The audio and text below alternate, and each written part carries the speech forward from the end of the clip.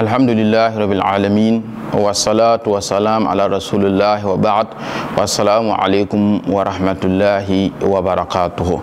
Chers frères et sœurs, parmi les nuits de Ramadan, il y a une nuit assez particulière. Et cette particularité est liée au fait que Allah subhanahu wa ta'ala nous informe dans le Coran que c'est durant cette nuit que le Coran lui-même a été révélé lorsqu'il dit « Inna anzalnahu fi laylatil qadr ». Nous l'avons fait descendre durant la nuit de Laylatul Qadr, la nuit du destin.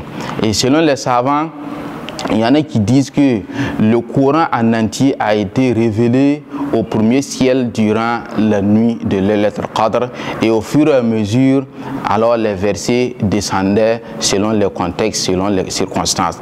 D'autres disent également que le premier verset à être révélé est venu durant la nuit de Laylatul Qadr.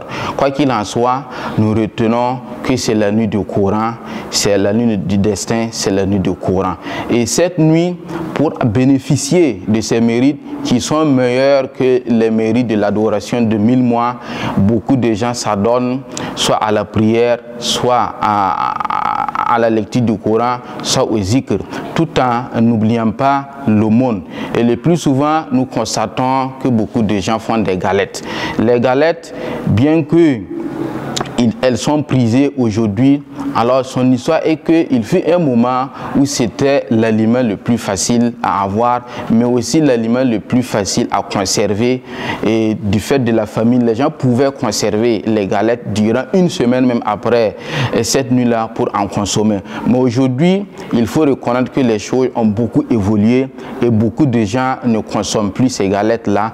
Alors, chers frères et sœurs, nous pouvons faire autre chose. Donnons aux gens ce qu'ils mangent, parce que c'est lorsqu'ils vont manger que nous aurons les bénédictions. Je ne dis pas de ne pas donner les galettes, il y en a qui en mangent, mais on peut faire mieux.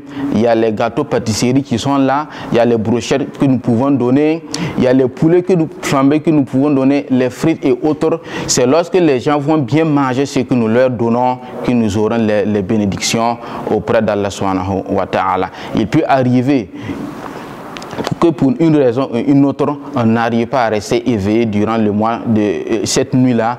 Alors, si l'intention est déjà bonne, si on avait l'habitude de le faire et que du fait d'une maladie ou autre, on n'a pas pu, Allah subhanahu wa ta'ala et le miséricordieux, il saura nous récompenser, nous rétribuer comme il se doit. Qu'Allah fasse pour nous. Wassalamu alaikum wa rahmatullahi wa barakatuh.